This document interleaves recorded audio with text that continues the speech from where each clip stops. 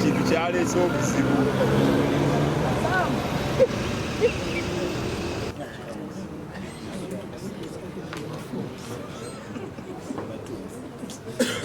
The DPP entered a certificate of no objection. The remaining thing, my lord, is but briefly. My lord, I was intending to read the details, but I don't need. Court is constituted as before, the matter was stood over. My lord, we swear. On our part, my lord, we appreciate the circumstances.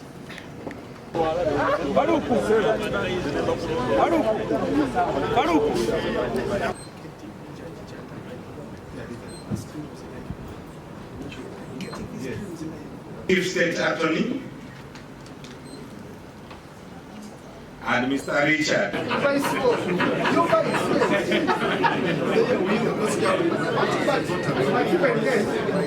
And this is the area, my lord, where your applicant. Now kind of go.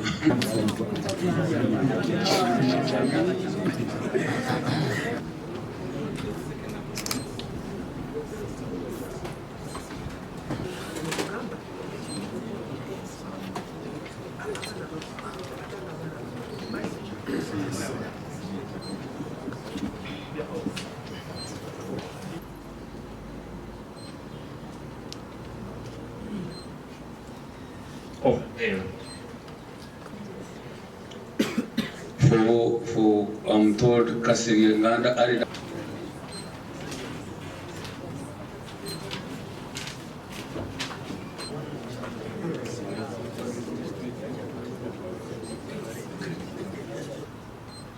Pray that we simply submit on the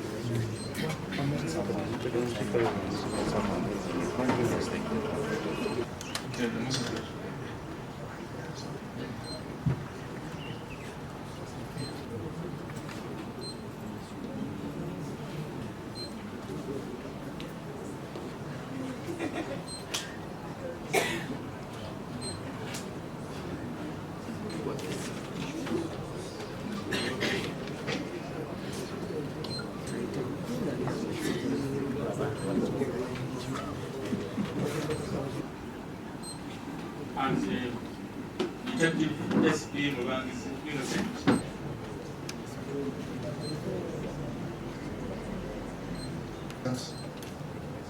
Represents father. so the letters from the copies of letters. And a substantial cash to be deposited. My lord, we pray that you be pleased to grant non-cash bail because of the circumstances under which these people have been in Chico for over a year. And we shall really be appreciative that it should not be a ground which undoes the good thing which has been done by the certificate of no objection. The sureties, my lord, that submitted that it will be much more. The cash, the non-cash will be much more. And my lord, we also state that it will be reasonable. Yes, my lord, the passports were ordered to be deposited and they were deposited, my lord. So we pray that let them be retained, because if Where were they deposited? my lord, the passports were deposited with the ICD registrar.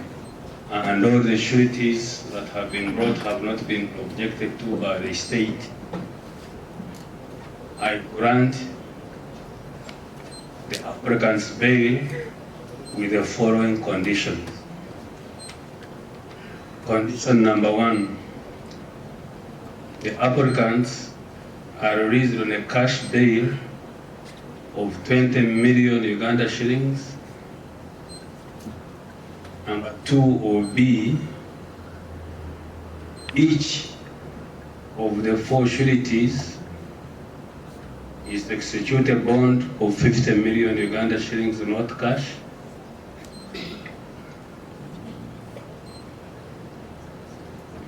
The passports of the applicants shall be deposited with court until further orders are made by this court. D. The applicants are to report once every month or once in a month. They will be reporting to the Deputy Registrar ICD, not here, so that we can save them the pain of coming to Masaka every month. Lastly, the applicants shall not interfere with the state witnesses I saw. Katusuubire nti tewabeerewo mizannyo ate mirala gizannyibwa kuba bwe gutyo bwe gwali bwe basooka okufuna bbeeru ku mulundi guli ne tusasula obukadde 20 ne batugamba mukole kino byonna ne biggwayo n'ate ne baddamu ne babakwata. Katusuubire nti ate ne ku mulundi guno tebaakola ekyo.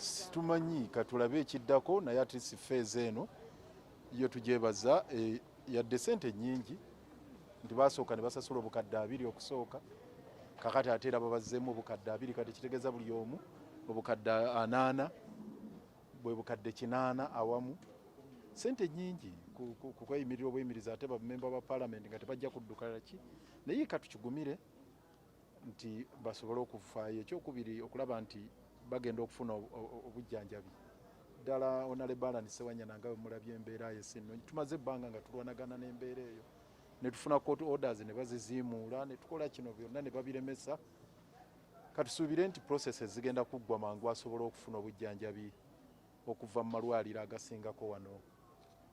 In the first place tebandibadde mu kkooti tebandivunaaniddwa abatta abantu bwe twagala okufuna so saabawayirizibwa obuyinza bwa DPP bwakozesezza tubwebazizza obw'okufulumya certificate of no objection naye obwo bwe bumu ku bye tugenda okusoomoza mu constitutional court anvunaana okubeera nti yalina okumpa certificate enta ekyo nakyo kityoboola ssemateeka. We should be on equal footing.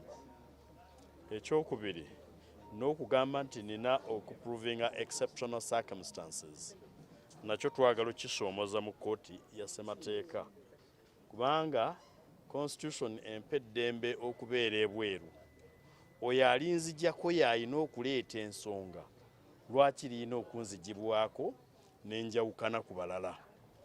The Director of Public Prosecutions has power to issue a certificate of no objection to bail under the law, and that is the Trial on Indictments Act. A certificate of no objection to bail is one of the exceptional circumstances to the grant of bail under the law. It's been issued by the Director of Public Prosecutions in a number of cases, such as the Mumbere case.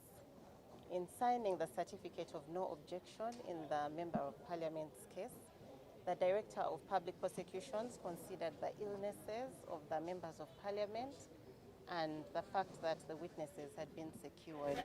Ffenna ekibaire ekitubobbya omutwe si misango busanga egivunaanibwa bannaffe bano kuba twali musango gwali gubasinze naye embeera gye badde bayisibwamu nga bali mu kkomera nga tebakkirizibwa kweyimirirwa so nga ate okuva ku ntandikwa kkooti yalaga era nekkanya naffe nti basobola okweyimirirwa.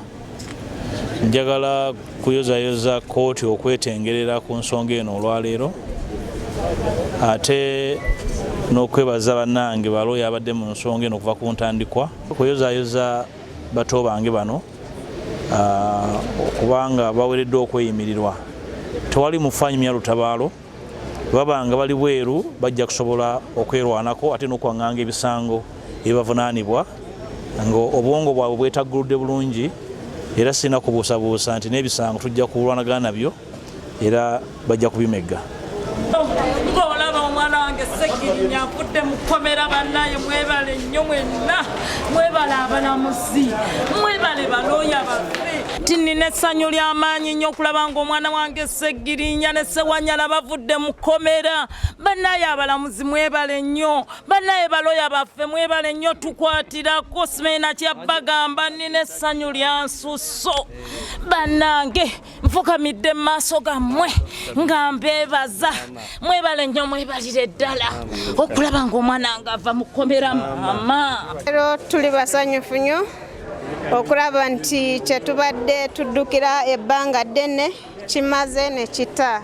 Tusiima nnyo balooyazi baffe bonna, buli muntu yenna agezezaako okugenda ku kkooti okutusabira n'okutuwa buli kimu ekibadde kyetaagisa. Tuli basanyufu nnyo era tusiima Mukama Katonda olwaleero yeebale kutujjukira n'ayanukula essaala zaffe.